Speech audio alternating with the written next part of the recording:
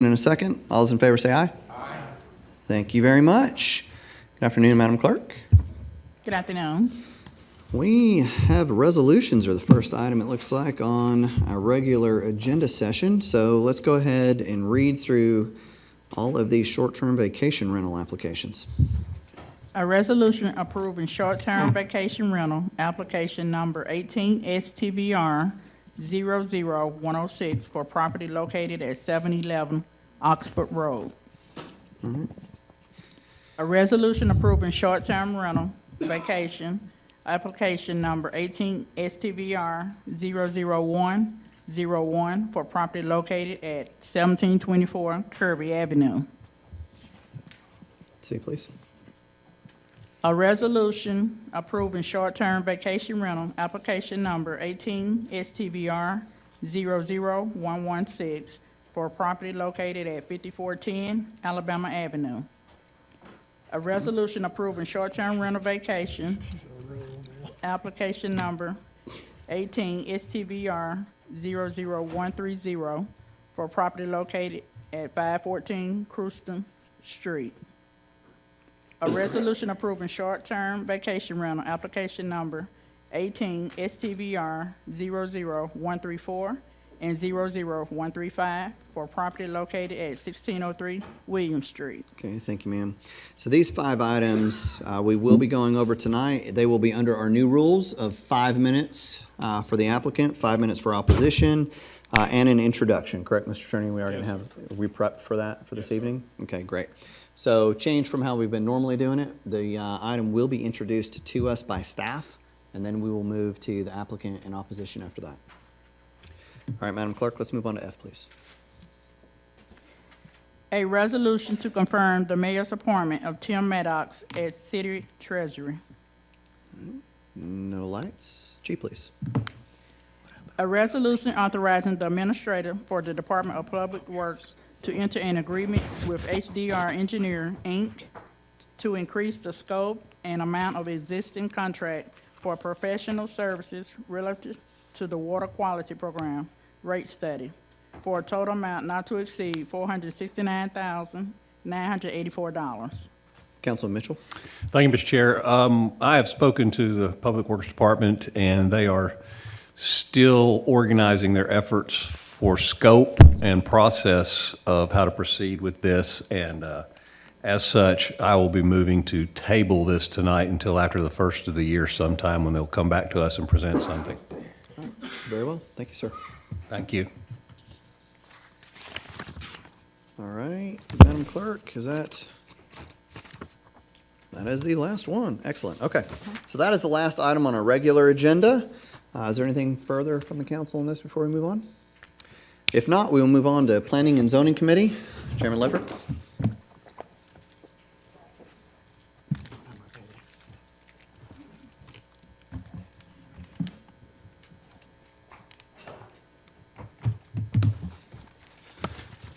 Very good. Good afternoon, everyone, and welcome to our Planning and Zoning Committee meeting for December 4th. And if I may get the approval for the minutes. Thank you. Properly seconded. We will now move into items we will hear on first reading next Tuesday. Mr. Bridger, you want to go ahead and kick us off with item A? Sure. This is a request to rezone a piece of property from R1 residential to RTZ, residential townhouse lot line zone, to build 3 single-family detached homes. As this screen is coming up, just to give you a general proximity location, this is located in the Hill City community in Councilman Henderson's district. It's not too far from the Peak Street, North Market Street intersection, just kind of give you a point of reference. They're requesting, if you could get full screen, please. Will that get us there? Let's see. Okay, that'll work. Thank you. As you can see, the site is located, again, the corner of Merriam and Peak Street. It is surrounded by single-family residential uses. And you can see the current zoning in the area is R1, single-family residential zoning. And the reason they're asking for the RTZ is to be able to build smaller lots that would front on Peak Street. I'm going to show you the site plan real quick. Here's the site plan. It shows the proposed 3 lots, currently showing access coming off of Peak Street. The lots range from 30, let me get my notes here, 30 to, 34 and 38 feet. No, actually, I'm sorry, 36 to 40 feet wide by 100 feet is what's being proposed. Going back to the screen right there. If you look at the zoning history of the area, there's really not any recent zoning in the immediate location. There is some recent rezoning requests further to the east of this property, as you see indicated on the right-hand side of the map on the screen. There was a request to rezone, let me go back to, in 2016, 14, 16, 18, and 20 Peak Street. That was requested to rezone from UGC and ECX3 to ERA3, which is a form of residential attached zone in the form-based code. Again, you see here the location of the property relative to all the other zones in the Hill City neighborhood. As I already went over the site plan. The adopted land use plan for this area recommends urban single-family detached on lots as small as 5,000 square feet. They're proposing a 3,600 square foot average lot size. So it is smaller than the adopted plan recommendations. However, if you look, this is a zoom in of Peak Street at the existing lots. You see it circled in red there. There's already some precedent for lots that do have a width that's less than 50 feet. You can see there's a 34 foot and a 38 foot lot by about 95 feet. So there is some precedent for smaller lots on this particular block. And that is partly is what I think informs staff's recommendation, that you've already got a precedent for smaller lots in this location. So ultimately, staff, while acknowledging that the density proposed is more than what's recommended in the adopted plan, you've already got a precedent for those smaller lot sizes in that area. So limiting the development to 3 single-family lots and requiring access will ensure compatibility with the overall recommendation in the plan. And development at that corner of Peak and North Market has already introduced a denser single-family detached dwellings in form, not too far from this site. So based on that, staff recommends to approve with 3 conditions: detached single-family uses only, no more than 3 residential lots, and to be sure that you have actually access to the rear, not to the front, to minimize the number of curb cuts on Peak Street. At Planning Commission, there was opposition. Opposition presented a number of concerns, primarily to the zoning precedent. Had a lot of concerns about the precedent of RTZ zoning. They also mentioned some specific site-related concerns. There's a large tree adjacent to Miriam Street, the concern that might get lost as part of the development, as well as there's a drainage ditch in the back, as we understand it, per the opposition. So those are the comments that were received at Planning Commission. After hearing from staff's report, comments from the applicant and the opposition, Planning Commission concurred with staff's recommendation to approve it, subject to the 3 conditions you see noted on the screen. So it comes with a recommendation from staff and Planning Commission to approve with these conditions. Thank you, Mr. Bridger, for that presentation. I do have one light, Councilman Henderson. Thank you, Mr. Chair. John, last night at our Hill City neighborhood meeting, and the Hill City neighbors are opposed to the zoning, probably more to the zoning than the lot size. But they do feel like it would set a precedence and just begin sort of an avalanche of people trying to rezone something that they've tried so hard to keep R1. And it's my understanding, I haven't received anything in formal correspondence yet, but that Mr. Barr is going to withdraw. I just heard that from my staff as well, so I guess that's, Okay. so I guess we're waiting for that official request. Yeah. Thank you, sir. Very good. Any other comments, questions on this item? If not, we'll move to item B, John. Okay. This is a request, this is in the North Chattanooga community, to rezone a piece of property. Let me get my notes right, give me 1 second here. From R4 special zone to ERM3. So it's going from, again, it emphasizes from a R4 to the form-based code designation of ERM3 to create a mixture of housing types. I'm going to go ahead and jump to the site plan so you can see this for reference. What they're proposing to do is develop essentially 3 different structures on this particular site. Fronting on Hartman Street would be 1 single-family lot you see to the south. On the east side of the property, you would see a 3-unit residential structure, and then on the northern portion of the site fronting Kent would be a 2-unit residential structure. So the applicant is proposing to develop all those units on one piece of property. Okay? Again, by reference, you can see that this property is located about let me get my notes again. 400 feet north of Fraser Avenue, going up Forest Avenue, so not too far from Cherokee Boulevard, you see to the south there. There is a mixture of residential types along this area. There's some apartments, there's office, there's actually a small salon business, and single family. So you do have a mix of different land use types in this immediate vicinity. As indicated again in that screenshot there, you see some apartments across the street. The zoning is also mixed. A portion of this site is already zoned R3 as well as R4. And just as a reminder, R4 allows you to do apartments, office, even a bank under certain situations. So it's a pretty, allows a mix of uses that can happen within this location. I mentioned the site plan. The site plan shows, again, the layout of structures indicated on the screen. Parking would be in the rear. You see one curb cut being proposed coming off of Forest Avenue. So it'd be basically some shared parking areas in the back that would service this development. There is quite a bit of history of rezoning requests in this area, going all the way back to the 80s.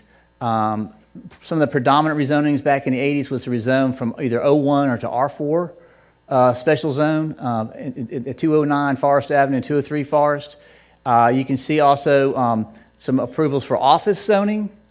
More recently, 109, 115, and 201 Forest Avenue were rezoned from R3 to 01 office and to R4, subject to single family only and art gallery use only. So there's kind of a mix of zones, but I think the pattern's pretty consistent of either R3, R4, or 01 as far as the history of this location.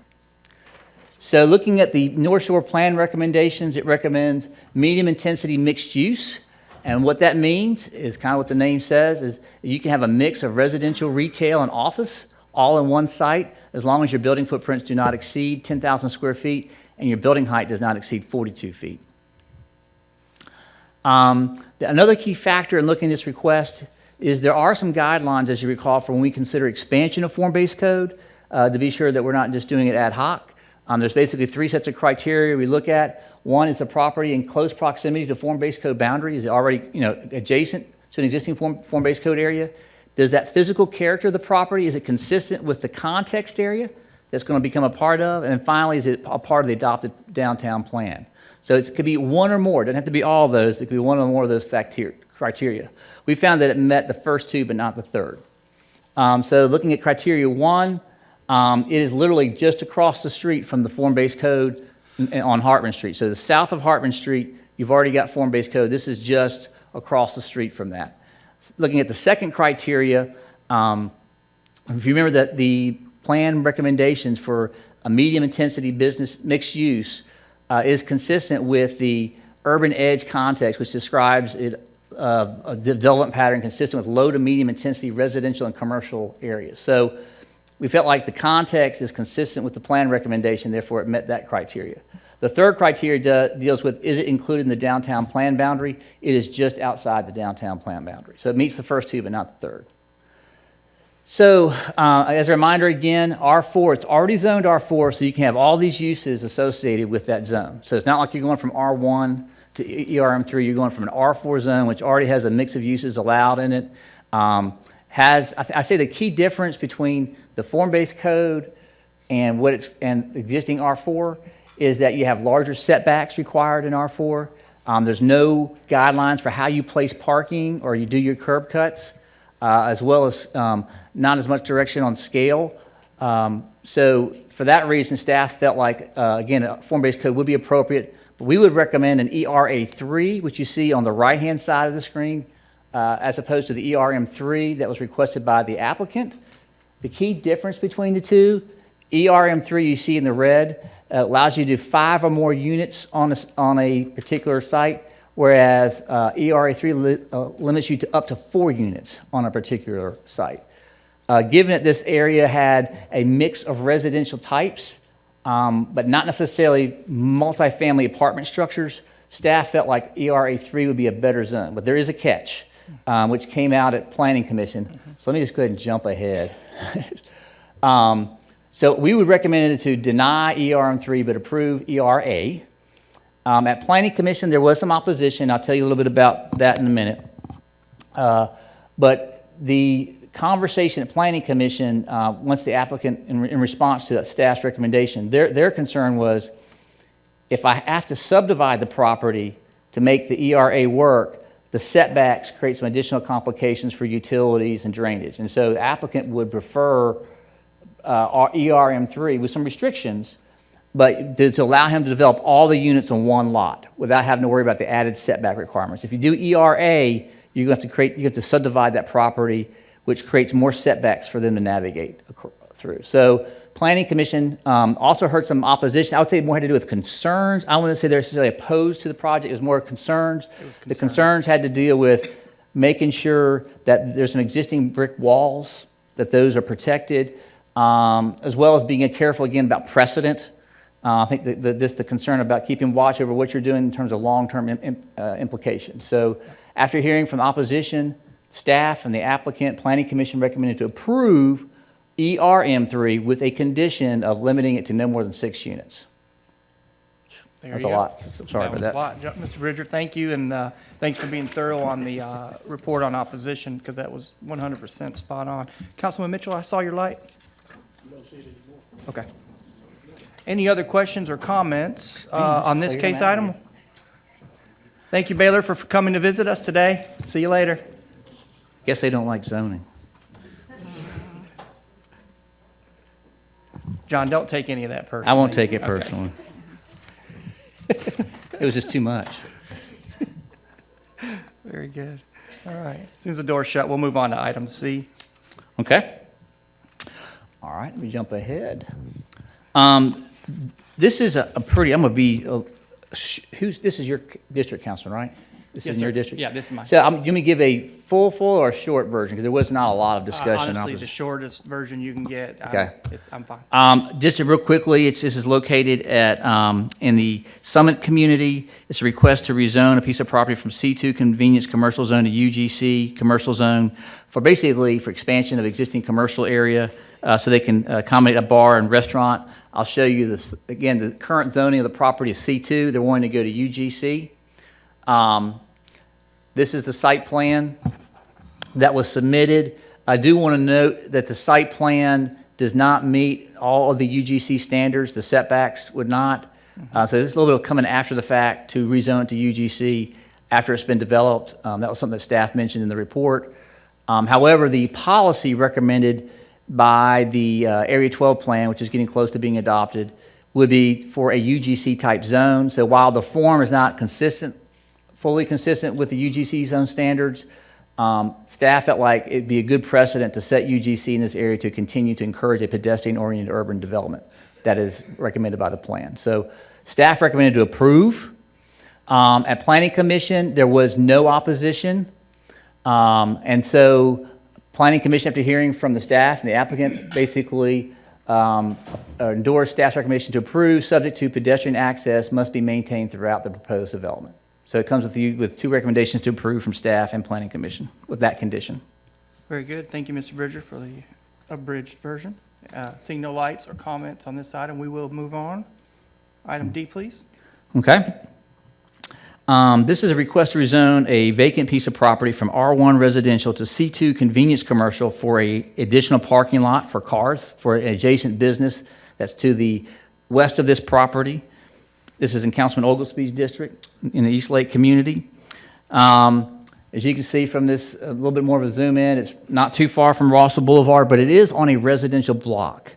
And that's really what staff focused on, looking at the existing development pattern as well as the plan recommendations for this location.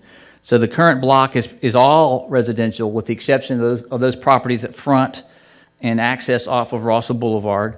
If you look at the zoning for this entire block is R1, so there's again a concern about setting a precedent. Again, if you're making a decision for this, it has implications for the rest of this block. The plan We go here, recommends low-density residential, and that is described as single-family detached residential with some exceptions for townhouses, patio homes, and duplexes where it's compatible with the existing development form. Clearly, this is a commercial development, which is not consistent with the plan recommendation. So staff recommended to deny because it's not consistent with the plan recommendation, the concern about a precedent for commercial on a residential block, and a development form that's not compatible. So at Planning Commission, there was opposition, and we heard some of the same comments from the residents that were concerned about the precedent of rezoning that to commercial. So after hearing from staff's report, the applicant, and the opposition, Planning Commission concurred with staff's recommendation to deny. Very good. Thank you, Mr. Bridger. Councilman Gilbert, I do see your light, sir, but if you don't mind, I'm going to allow Councilman Oglesby a chance to respond. Okay, very good. Thank you. Councilman Gilbert? Going back to the, I just want a definition of urban versus suburban when you talk about urban in different areas. Is that word used differently? I think the devil's in the details, right? How is that defined? So if I reference it as far as a policy recommendation, that's why I try to read the actual narrative from the policy and the plan. In a very general sense, urban typically means smaller lot sizes, more of a mix of housing types, buildings closer to the street, more focus on pedestrian access, and less so on vehicular access, because you're trying to maintain walkability, a mix of uses. So in a general sense, urban is about framing up the street, creating that walkability, having a mix of uses. Suburban is more typically auto-focused in terms of how you travel from point A to point B. Uses typically are separated from each other and usually are more homogeneous, right? Where you have a single-family residential area in one location and apartments in the other. Urban tends to be more of a mix of those things. Does that help?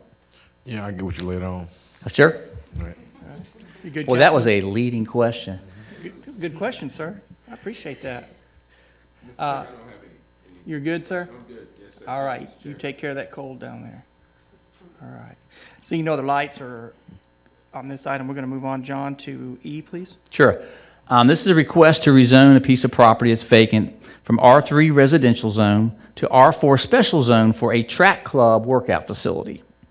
I do want to note in your agenda that there is a zoning text amendment that accompanies this case because sometimes that happens when you have a rezoning request, we realize, man, we need better clarity or definitions. In this case, we actually have a zoning text amendment that defines what a hobby club is.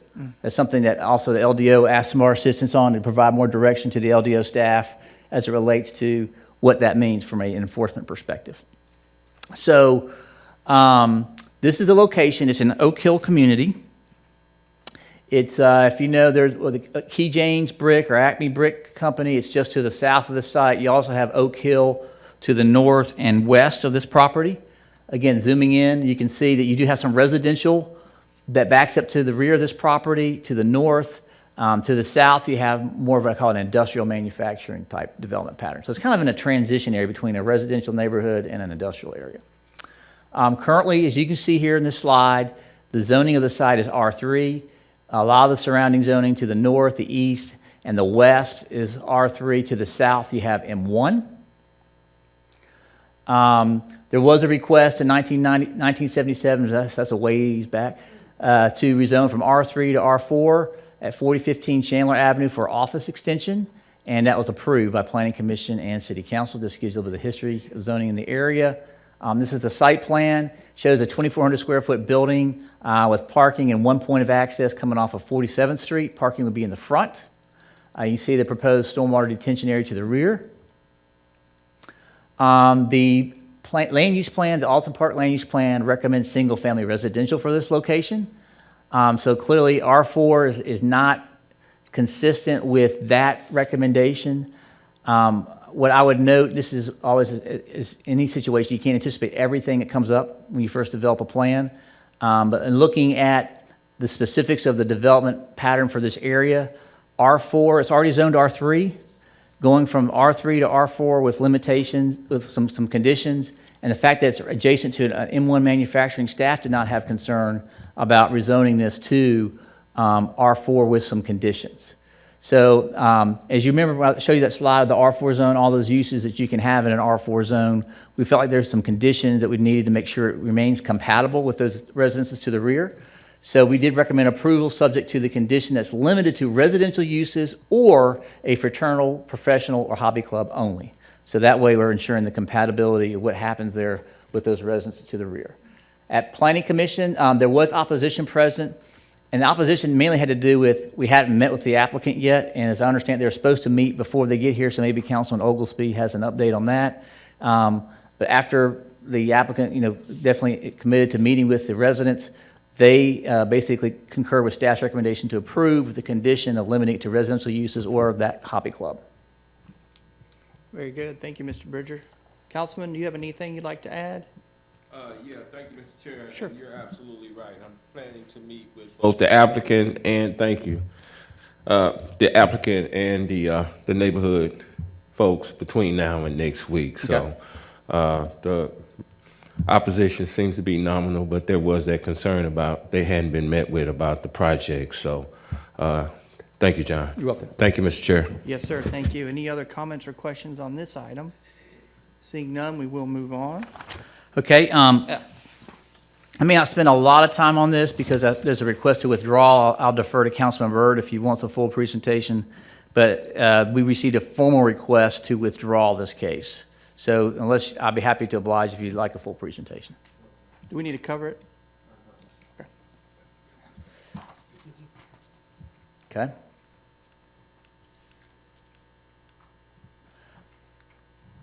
I guess would note the Planning Commission did recommend it to deny. It had a staff recommendation approved, the Planning Commission denied. That's probably the main thing you need to know there. All right. This is, I think, our last zoning, well, actually, other than the PUD, this is our last zoning case on the agenda as far as rezoning requests. This is located in the Ridgedale community. It's a request to zone a piece of property from C2 convenience commercial to UGC mixed use commercial zone for a mixed use commercial office residential development. The property is located at the intersection of Willow and Main Street. As you can see on this map, it's currently zone C2. You do have a UGC zone that was approved not too far from here to the north and to the east of this property. So there's already some precedence for UGC in this area. It does have some residential backing up to the rear, which we'll talk about in a minute as far as, and that did have some factors in terms of staff's review of this request. This slide shows the history. As I noted earlier, there's been a couple cases approved to UGC. You can see here 2002 and then 2007. It was rezoned from M2 to UGC General Commercial Zone just to the east of this property. To the north in 2016, a UGC rezoning request was approved for a restaurant, but they had some conditions associated with it. No restaurant drive-throughs, no dumpsters allowed, some limits on the hours of operation, and no outdoor amplification. Again, being in a residential neighborhood, we want to add those conditions to ensure compatibility. And that's another case, similar conditions. I won't go over all those. This is the site plan that was submitted, and it shows basically the yellow you see is two proposed commercial buildings. Parking would be in the rear, and the red is indicated, I guess, would be like a plaza or open space on the corner, as shown on the concept plan. The Ridgedale plan recommends retail services for this location, so commercial retail is consistent with this location. So staff's cumulative review synopsis is that the request is compatible with the adopted Ridgedale plan, but to ensure that that commercial development is compatible with the residential structures to the rear and the north, we did recommend several conditions. One, limiting vehicle access from the alley only, and that auto-oriented uses shall be prohibited. There was no opposition at Planning Commission. After hearing from the applicant and staff's report, Planning Commission concurred with staff's recommendation to approve with those two conditions. Very good. Thank you, Mr. Bridger. Let me hit your button for me. There you go, Councilman. All right, thank you. Yes, sir. Yes, Mr. Bridger, I talked to the applicant about this project, and he felt that some of the conditions were kind of putting him in a box, and that he wanted those things lifted. And I think I spoke with you about it as well. Yes. And after even seeing the site plan, if that site plan was to change, that would drastically, change the layout of that corner. And I do know the church across the street is planning on moving as well. It's just, how hard would it be to lift those conditions if his site plans was to change? You have to go through planning commission and city council. Just be aware of this, as you know, the site plan is just a concept. There's nothing requiring him to build that. To build that. That's just kind of an indication of what his vision is, which could change. What could change at any time. So that's why it's important anytime you're going to get I mean, I understand with the applicant's trying to have some flexibility, but you also got to protect those residents. So you have to balance all that. 100%. Thank you, sir. Yep. Very good. You good, Councilman? Fantastic. Seeing no other lights or comments on this item. John, you've covered a little bit the text ordinance. Yeah, I can give you a If synopsis you don't of mind, those. yeah, because I do want to allow the council a chance to ask you any questions. The first one, as I indicated before, was adding a definition for fraternal, professional, and hobby clubs. There's currently not a definition in the zoning code, and so it's important, while we understand from the applicant for that particular request, it's going to be just for 3 or 4, for a group of teens to come in and work out. If we don't define it, what's that prevent there from being a sports barn, right? So sports barn clearly has more of a land use impact than a hobby club with 5 to 10 folks going in there, right? So we needed to provide a definition that gave more specifics on what that means and doesn't mean. So that way, thinking about future cases down the road, we don't have a nuisance situation occur. So the definition, I'll just kind of read it quickly, says buildings and facilities owned or operated by a corporation, association, person, or persons for a social, educational, or recreational purpose, operated as a not-for-profit or does not render a service which is customarily carried on as a business. So can't be a sports barn. For persons or members paying annual dues in which the premises is restricted to such members and their guests.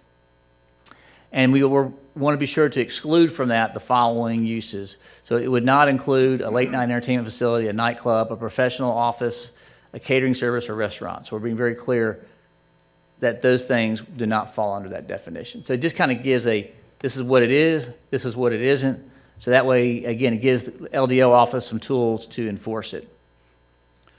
John, I don't see any lights on this, but can we talk real quick about the members paying annual dues? Yes. Sometimes hobby clubs, fraternal organizations, whatever, they do have dues. Can you clarify on that a little bit? I mean, it just says that carried on as a business, so I guess the idea, if it's a club, there's some kind of due structure associated with that club. So as it's currently defined, my assumption is if they were not paying dues, it would not be a hobby club. So if they're not paying dues, but what if they chip in and pay for the rent, electricity, or insurance on the building? I think this is, I'm going to lean on my LDO staff team. I'm assuming that what they would want to see is what's the document showing the structure and how dues are paid. So it need to be something so it's not just a completely informal thing. There'd be something paperwork that shows that it's a actual organization that has members and there's a due structure. So you can't just make something up. Okay, very good. It is a little tricky, I will say that. And staff spent quite a bit of time developing this. Sure. Yep. Very good. I do have another light. Councilman Gilbert, please. John, Yes, sir. currently, what do we have for the hobby club? There's no definition. And the reason I'm saying is, let me kind of break it down to certain areas. Yep. Hobby club, say I have a membership. I got 10, 15 people members. They pay $1 to get in. We have had people sit up in different areas like this, but they had basic strippers coming in and drinking, smoking marijuana, whatever. If we do it this way, what prohibits them from opening up these things in our You neighborhood? still got to get a special permit. So it has to go through planning commission and city council, right? Or just city council? Planning Commission and City Council. So all this does is create the He said something- process for you to apply for it and get He it. said something different. Board of Appeals, okay. Board of Appeals. And it restricts nightclubs and stuff. Well, that's what I told them that, yeah, in the definition. Yeah, but see, it says nightclub, but people try to get around that word nightclub. I could say I have a hobby club, and my definition of hobby club is this is what we do with our membership. It's what we do inside our hobby club. Nobody else come in but these certain people. How can we stop that or for that to happen? Well, here's what I'd recommend in the tweaking of it. Just to know now, it's there now. It's just not defined. So we got hobby clubs now that's just not defined, correct? In R4. So When you we're say- trying to tighten up something that's not well defined. When you say not defined, what do you mean? Other words, Right. is it listed under clubs now? There is no definition currently of a hobby club. So it could be pretty much anything that you would call a hobby club. There's no definition. That's why we're trying to put this in to define that use. We have a definition for all those uses that are prohibited. So nightclub, we have a definition for that. I understand that, but people get around that nightclub thing, especially when it comes to civic clubs and all that. This is my civic club. But our club, we have strip club. I mean, strip come in there. That's still a situation. Well, that's adult entertainment. Huh? That's an adult entertainment. We're talking about, I assume you said strip club? Yeah, So I but heard see, you- what's adult we're entertainment? paying a membership. We just pay a membership. You come in, you have somebody come in and dance for us. Technically, they can call it and whatever they want to call it, but it happens. So I'm trying to make sure that we have something in there that will prohibit that from happening anywhere else. Well, we have a definition of adult entertainment, and that's permitted in certain zones and certain distance requirements. We don't say that because we had an issue on Wilcox Boulevard. We said so many times that what they was doing in there. They smoked more marijuana than anything. So Yeah, I got a thought. Yeah, and this is good. This is why it's good to hear from you guys. I would recommend, if there's some specific issues or concerns, what could happen, if you would, my thought would be to send that to Phil's attention. We'll get with the city attorney and LDO staff, and if we need to add some additional language to deal with those potential nightmare situations, for lack of a better word. right. Then we can certainly adjust the language to be sure we're tightening it up in that sense. I appreciate it. If you get something that we can go in and say, no, you can't do this. Sure. So is that everybody okay with that? If you've got any, just direct that to Phil's attention, and then we would be happy to get with him and the LDO staff to kind of figure out some additional language to modify this. All right, appreciate it. Sure. Very good. Councilman, you good? Yes. Thank you. And you know what? Thank you for bringing that up. That's good stuff. I appreciate it. I don't see any other lights on, John, so Okay, let's so- move on to I. Sure. This is, what we're doing here is clearing up how you access through a R3 residential zone. Just to be specific, at the Howard School, they're redeveloping a part of their site as a track. And they have a parking and a road drive that goes through that R4, which is a school, to a commercial type zone. The way the zoning code is written, it only gives you an out for an R3 to be considered non-residential if it's a multifamily. School is not multifamily, it's a school. And so what all this does is it basically adds the word with non-residential uses or multifamily. So the point is, if you got a R3 or R4 zone that's an office, right, or multifamily, there's no need to restrict accessing through that zone to another non-residential zone. It's intended to provide restrictions if you're going through a residential neighborhood or an R1 type zone. So all we're doing is essentially adding a clarification that if it's a non-residential use or multifamily in that R3 zone, you can access through that. That's all it is. Very good. John, I've got no lights on this. Okay? Resolutions. This was an item that was deferred. I don't know if Councilman Henderson wants to give an update on this, or, He does. Would you like to? Hit that button. Beeson. Hit that button. Beeson Drive. Nope.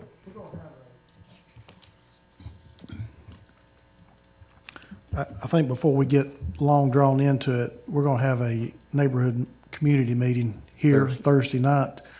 and discuss this case. So hopefully by next Tuesday, we'll have Okay. some kind of answer one way or another. All right, Very good. Thank you, Councilman. that's all I've got. Very good. John, well, we have no other business or special presentations to talk about. If I may, I would like to give an update on our steep slope and floodplain progress. Very important project, and I just want to know, I prepared something I'd like to read. It's also in your packet to kind of fortify what you have in your packet for review. And in our last meeting, we reviewed a proposed resolution by RPA, and I sincerely appreciate their speediness, given the 1-week response time. And this effort helped serve as a platform in the search for ways to improve future steep slope and floodplain development standards. In that meeting, it was noted the importance of continued development and redevelopment within our city boundaries, while maintaining and serving the needs of a growing population and an aging infrastructure. Through this process, it is imperative that we identify comprehensively the reasonable and unreasonable, and fortify the engagement of the public, stakeholders, and our city staff. For those that were unable to attend our last meeting, please allow me to reiterate the purpose of this endeavor: to set forth clarity in standards and define expectations for future steep slope and floodplain development. We intend to protect property rights. Let me rephrase, back up on that. We intend to protect property rights for all landowners and strive for balance in our efforts. This process is challenging, but I know this council is up to the task at hand, and I thank my colleagues again for your time and energy on this vital subject, because we understand the growing need for more housing opportunities and the impact any new standards can have on the affordability of homes. By working together and digging deeper past the initially proposed language, I believe we can show immediate progress by explicitly addressing the main concerns that derived from our public hearing, which were stormwater runoff, erosion control measures, and an aging infrastructure. Our research is rooted in science, conversation, a reflection on current standards, and vision on how to work more effectively in lessening impact. I fear copying and pasting information from other cities, even temporarily, is not our best course of action, and we should exercise diligence in regards to outcomes. In our last Planning and Zoning meeting, Councilman Henderson tasked the Home Builders Association to provide follow-up information on their concerns. This task was taken seriously and completed promptly. We appreciate the work of thousands of Chattanoogans employed by the home building industry, and we are working on this as we should, holistically and openly. In your packet, I offer specific items that impact the three main interests derived from our public hearing. These proposed suggestions have come to fruition by narrowing the scope of vision and asking the question: how can we build a better foundation from the start by way of design and engineering, and give city departments the tools they need to ensure the enforcement of rules? We want to ensure a positive impact on our city with the engagement of new and improved practices. These suggestions will apply to single-family, residential subdivisions, high-density residential, mixed-use, office, commercial, and industrial. The new suggestions are as follows for steep slopes. Prior to obtaining a land disturbance permit, drawings for any retaining walls equal to or greater than 4 feet must be approved in advance. Number 2, retaining walls to be constructed prior to beginning construction of the habitual structure. Number 3, once a land disturbance permit is issued on a site with steep slopes, the foundation footing inspection by city personnel shall only occur when the erosion controls measures implemented are inspected and found to be in good standing. Number 4, a requirement to raise the percentage for peak flow stormwater retention by 10% over what is currently required by the city in both steep slope and floodplain development. Number 5, the requirement of a TDEC Level 2 certification for all steep slope and floodplain engineers and a planned certification by engineers for both steep slope and floodplain plans submitted. These measures are in-depth and specifically address key concerns while allowing us to track performance. Are they the final answer in solving a very complex issue? No. But they will yield immediate results that can be measured and identified. Our work continues on. I propose a 1-year implication and request a follow-up report at the end of 1 year to ascertain impact. I respectfully submit the suggestions to the council, the city staff, and our city attorney for review. These increased measures will bring us closer to our objective in creating higher standards for our great city. And I appreciate you allowing me to take the privilege to read that statement. You do have these items in your packet for review. An item has been passed along to the city attorney as well as LDO, and RPA will have a copy as well. I just appreciate the chance to be able to work with you all on this, and I think that we are doing a great job and a great benefit for our city, and I thank you for allowing me to take that privilege. Councilwoman Burrs, do you have a comment? Yes, sir. Thank you for the work. I'm more interested in process. What do you see the process from here on? The process moving forward? Yes, I've had a number of questions from constituents. In my mind, I'm still working on the whereas language. With the city attorney, we'll work on that continuing this week. And I'm also looking for feedback from the council on the proposal that you have in your packet. Would you, I haven't checked my email today, but Sure. does this come to us by email as well? I will send it by email. If you would, so that I can forward it to people that have questions? Absolutely, ma'am. Thank you. Yes, be happy to. Thank you. Councilman Henderson, please. So we talked about sort of a temporary resolution until we got to a more permanent ordinance. Are you proposing what you've given us here tonight as the temporary solution? Well, You've got a 1-year review yeah. plan in here, but I'm Sure. a little confused about, That's okay. because the language in here doesn't really reflect anything that we had in our previous. No, I'm proposing this in lieu of what we were proposed, because I have some reservations about copying and pasting from other cities and the unintended consequences that it may have on our city. Now, what I was able to pull together and work very collaboratively with is actual measures that can be put into place. And if you notice in my statement, I said our work carries on.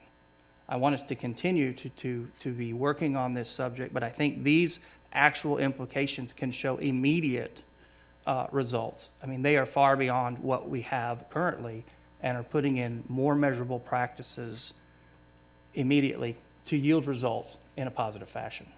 So just take the floodplain, for instance. How does this proposal, the additional peak flow stormwater requirements in the floodplains, reduce infill into floodplains and floodways?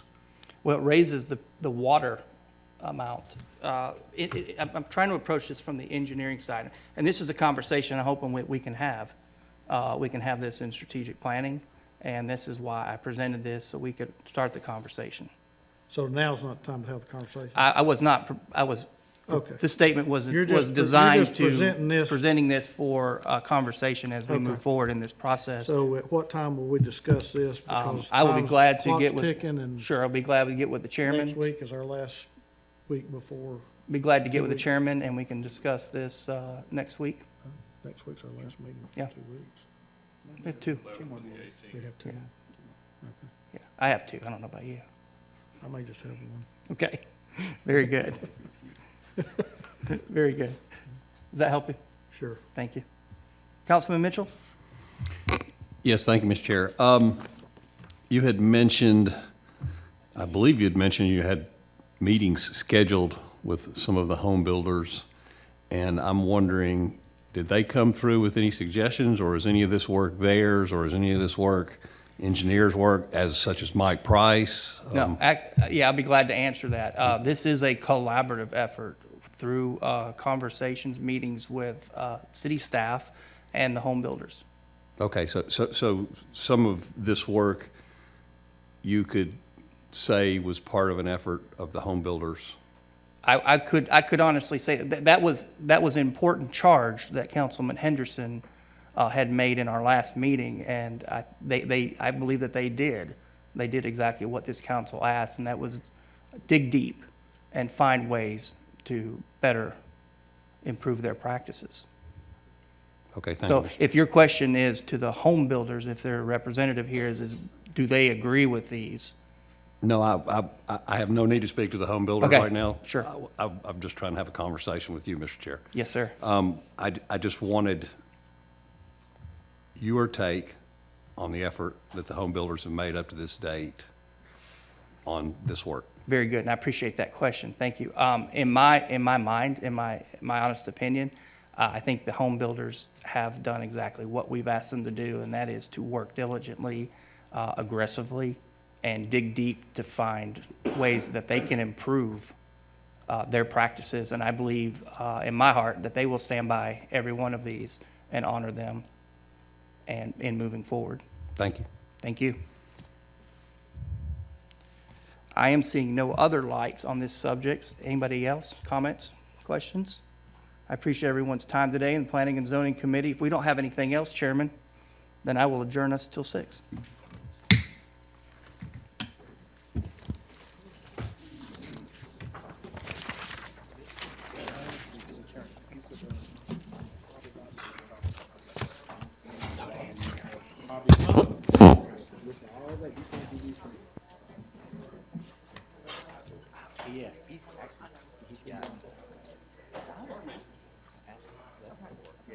He's quarterbacking that.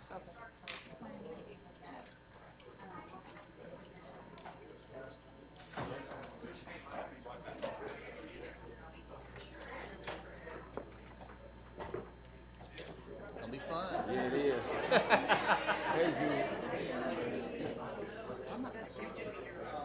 I don't know. I would.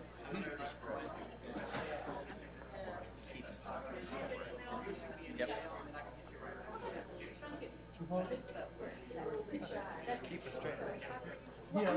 I mean, you see my face.